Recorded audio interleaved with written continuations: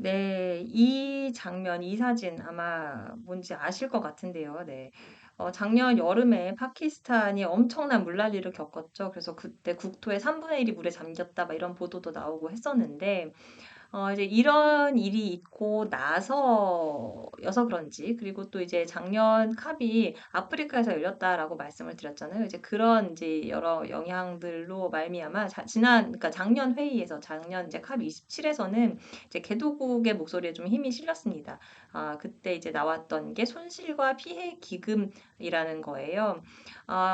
이게 굉장히 놀라웠던 게 뭐냐면 제가 이때 이제 세계일보 기자로 있었는데 그때 이제 컵 27을 앞두고서 이제 국내 전문가분들한테 올해 뭐 이슈가 주요 뭐가 될 것 같으냐 이런 걸 이제 막 취재를 하지 않았겠습니까? 그때 이 문제를 언급한 분은 거의 없었어요. 거의 없었고 네, 그래서 제가 또 이제 외신에 보니까 로스 앤 데미지라는 단어가 간간히 등장을 하더라고요. 그래서 혹시 요게 뭐 의제가 될 가능성은 없을까요? 라고 했는데 뭐 그럴 가능성은 별로 없다. 지극히 낮다.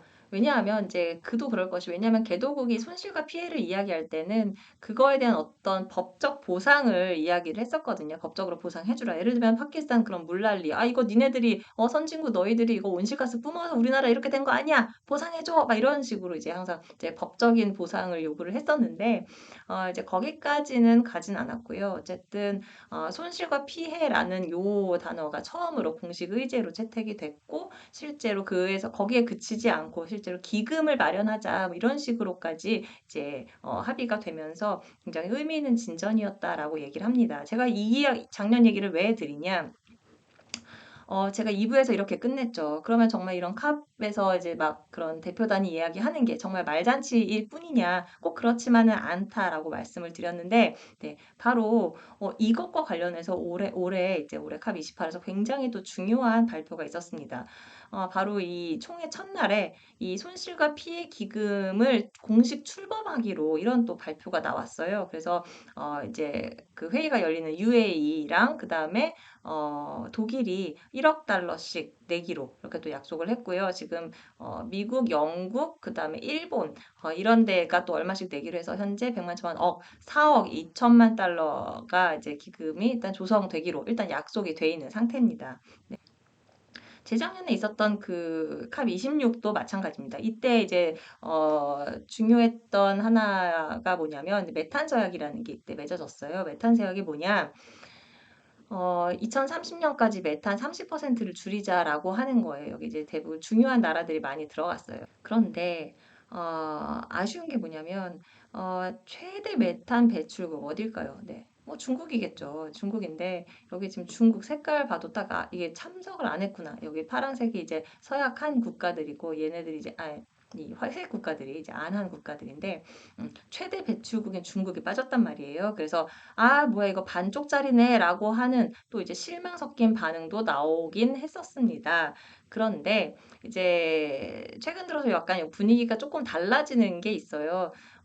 이제 한때 정말 미중 관계가 최악이었을 때는 뭐야 기후 변하고 뭐고 우리는 같이 손잡고 일 안 해. 완전 등 돌렸었거든요. 그런데 최근 몇 달 사이에는 약간 물론 여전히 뭐 미중이 뭐 화해 무드 막 이런 건 아니지만 우리가 그래도 기후변화 문제는 좀 같이 해결해야 되지 않을까? 이런 식으로 또 얘기가 나오고 있고, 또 최근에 중국이 이제 메탄과 관련돼서 좀, 메탄 감축에 좀 더 힘쓰겠다, 뭐 이런 식의 어떤, 계속 메시지도 내고 있어서, 그래서 이번에는 조금 살짝 진전된 무언가가 나오지 않을까, 이런 이제 기대도 있습니다. 이제 메탄이 중요한 이유는요. 일단은 이 같은 양의 이산화탄소, 같은 양의 메탄이 딱 배출된다고 했을 때, 얘가 이제 대기에 만약에 100년 이렇게 머문다고 하면, 얘가 이제 온난화를 일으킬 수 있는 능력치가 또 가스마다 다릅니다. 온실가스가 굉장히 여러 가지가 있는데, 다 온난화를 일으킬 수 있는 능력치가 달라요. 근데 메탄 같은 경우는 이제 이산화탄소에 비해서 한 100년 놓고 보면 한 28배에서 30배 정도 되게 강력한 또 온실가스거든요. 그런데다가 지금 이 증가율, 10년간 증가율을 보면 이산화탄소도 매년 오르고 있는데 또 메탄은 그거에 한 2배 정도 더 빠른 속도로 계속 오르고 있단 말이에요.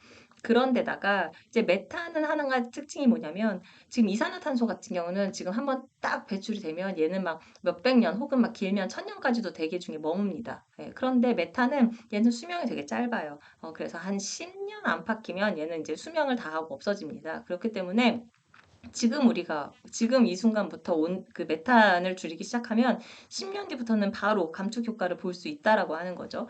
그래서 이제 메탄을 줄이자라고 했던 이야기가 나오는 거고, 요번에 이것과 관련돼서 이제 많이 나오고 있는 그 아이템이 뭐냐면, 이제 루틴 플레어링을 중단하자 이런 이야기가 또 나오고 있습니다. 루틴 플레어링이 뭐냐면 되게 말도 안 되는 얘기인데요. 어, 이제 석유를 팔아서, 그러니까 원유를 시추해서 석유를 파는 그런 사람들 입장에서는 이 원유를 시추할 때 이게 막 가스도 나오고 할 거 아니에요. 그러면 그 가스는 자기들이 팔 게 아니니까 이거를 그냥 막 태워서 하늘로 그냥 없애버리는 겁니다. 이게 이제 루틴 플레어링이라고 하는 거예요. 이거 왜 말도 안 돼. 저거를 그냥 파이프로 연결해가지고 그냥 가스를 팔면 되는데, 이렇게 생각되는데, 이제 그렇게 하려면 또 파이프 선을 매설을 하고 또 막 어떻게 해야 되니까 그게 이제 또 돈이고 그럼 계산기 두드려 보면 아예 그냥 태워버리는 게 더 싸게 먹힌다 해서 이제 태워버리는 거예요. 그래서 이게 이제 그 석유를 시추한 그날 한 백수십 년 동안 굉장히 관행처럼 이렇게 돼 왔던 일이라고 해요. 그래서 요거에 관해서 이 과정에서 거의 1년에 나오는 온실가스가, 그러니까 우리가 써보지도 못한 가스로 인한 이제 온실가스가 한 연간 5억 톤 정도 된다고 하거든요. 근데 우리나라 뭐 철강도 만들고 뭐도 만들고 막 우리나라 제조업 강국 막 이렇게 막 여러 가지 만들어서 우리나라가 연간 배출하는 게 6.5 5억 톤, 그러니까 6억 한 5천만 톤 정도 되는데 그냥 하늘로 날려보내는 게 연간 5억 톤이라고 하니까 굉장히 많은 양의 온실가스가 이런 루틴 플레어링을 통해서 배출이 되고 있는 거잖아요. 그래서 이제 요것과 관련해서 이제 이거 하지 말자. 그래서 미국과 EU가 또 이것과 관련된 뭐 굉장히 거액의 기금을 조성하자 이렇게 이야기를 하고 있고 또 이제 이런 그 한 50개 정도 되는 오일 컴퍼니들이 우리 이제 루틴 플레어링 이거 2030년까지 제로로 가져가자 이런 식의 이제 또 서명 이런 것들이 나오고 있습니다. 그래서 이거 말고 또 이제 요번 최근에 우리나라 언론에도 많이 보도가 됐던 걸 말씀드리면 2030년까지 재생에너지 3배 확충하는 것 그리고 2050년까지 원전을 또 글로벌 전 세계적으로 3배로 늘리자 뭐 이런 거 지지선언 아까 재생에너지랑 원전 둘 다 한국이 거기 또 들어가 있네요. 그리고 또 요번 회의에서 한 가지 이제 또 새로 나온 이슈가 뭐냐면 이 푸드 시스템이라는 겁니다. 이 푸드 시스템. 그러니까 여기서 말하는 거는 뭐 이제 뭐 우리가 식량을 생산하고 유통하고 폐기하고 하는 그런 과정에서의 배출량도 있지만 여기서 이제 주로 얘기하는 거는 이 결국 이제 막 농사가 안 되고 이러면 그 영향을 또 가장 많이 먼저 받는 게 개도국들이잖아요. 그래서 그런 개도국들의 어떤 식량 문제를 또 어떻게 우리가 지속적 가능하게 유지할 것인가 또 이런 이야기들까지 공식 의제로 처음 등장을 했다라는 점에서 또 흥미로운 요소입니다. 그래서 이제 요번 캅 회의는 과연 화석 연료를 정말 어디까지 우리가 그 줄이는 합의를 할 수 있을까? 지금은 석탄을 줄이지 않는데 그 이상 어떤 합의가 나올까? 이게 이제 하나의 관전 포인트고 또 하나는 자 메탄을 놓고서 중국은 어떤 선언을 할까? 그러니까 중국이 물론 나름 이제 뭐 메탄 감축 뭐 어떤 계획을 갖고 있긴 하나 이거를 막 국제사회에서 어떤 선언의 형태로 한 적은 없어요. 그래서 그런 것도 한번 잘 살펴보시면 좋을 것 같고, 그리고 손실과 피해 기금과 관련해서 이게 앞으로 어떤 식으로 더 이제 무르익을까, 그리고 우리나라는 여기에 얼마를 내겠다고 할까, 뭐 이런 것들도 좀 살펴보시면 그냥 뭐 그래 뭐 정상들 모여서 뭔 얘기하나 보지가 아니라 국제사회에서 이런 논의가 되고 있구나 앞으로 이게 좀 중요해지겠구나 내년에 또 무슨 얘기를 할까 뭐 이런 식으로 조금 더 우리가 이 기후라는 판을 보는 눈을 가져갈 수 있다라고 이제 말씀을 드리고 싶습니다. 네, 감사합니다.